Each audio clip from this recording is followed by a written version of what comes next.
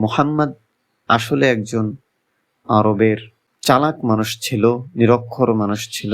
তার আসলে কোনো ডিগ্রি ছিল না। সে চালাকি করে নতুন একটা ধর্মকে প্রবর্তন করে এবং পাশাপাশি সে আরবের বড় বড় যে ক্ষমতাধর মানুষ ছিল তাদেরকে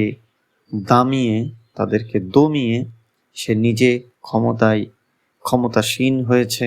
সুন্দরভাবে ব্রেন ওয়াশ করে সে আরবের ভেতরে একটি রাজত্ব তৈরি করেছে। আল্লাহর রাসূল সম্পর্কে অনেক নাস্তিক মুরতাদরা বলে থাকে, তো আসলে তারা যে কথাগুলো বলে থাকে সেই কথাগুলো একেবারেই ভিত্তিহীন। দেখুন, আল্লাহর রাসূল সাল্লাল্লাহু আলাইহি ওয়াসাল্লাম কখনোই বলেননি যে আমাকে ক্ষমতা দিতে হবে।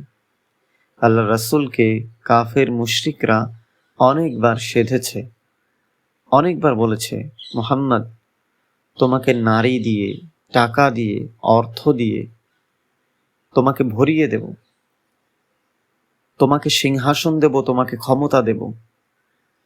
কিন্তু আল্লাহর রাসূল বলেছেন যে আল্লাহর দ্বীনকে বাস্তবায়ন করার জন্য, আল্লাহর দ্বীনের প্রচারের জন্য আমাকে আল্লাহ পাক পাঠিয়েছেন একজন রাসূল হিসেবে।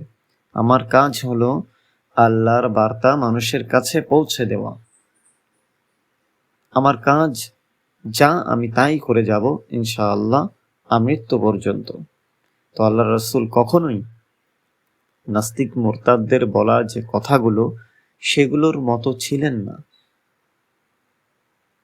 তার কখনো ক্ষমতার লোভ ছিল না।